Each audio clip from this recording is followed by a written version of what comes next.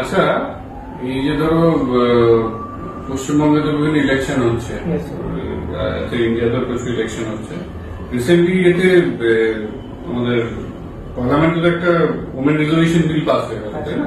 কি হলো, কি বললো তাতে? স্যার, এই ওমেন রিজলিউশন বিলে বলা হয়েছে যে হিস্টোরিক্যালি আমাদের দেশে ওমেনদের সেই পার্লামেন্টে পার্টিসিপেশন খুব কম।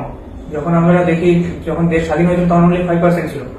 তারপরে যখন 17 লোকসভা এসেছিল তখন হিস্টোরিক হাই ছিল, যেটা নাকি অনলি 17%, অনলি 15%, যদিও হিস্টোরিক হাই।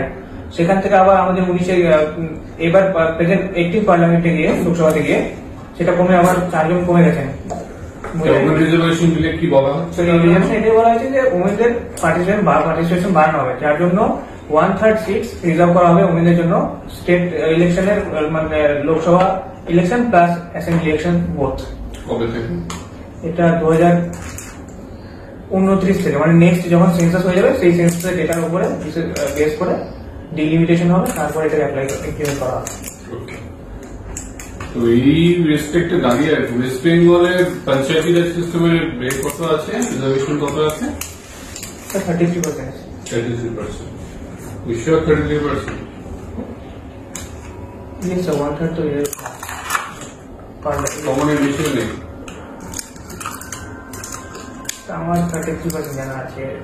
আমরা তো জানি 50% আছে। হতে পারে না। কোনটা ঠিক? তোমার 33% ঠিক না আমাদের 50%? আমার দুটোর মধ্যে কনফিউশন ছিল। হ্যাঁ, আমার দুটোর মধ্যে কনফিউশন ছিল, 33 আর 50%। দেখতে পারলো কোনটা ঠিক আর স্যার আমার এই মুহূর্তে জানা নেই। দেখে নেবে।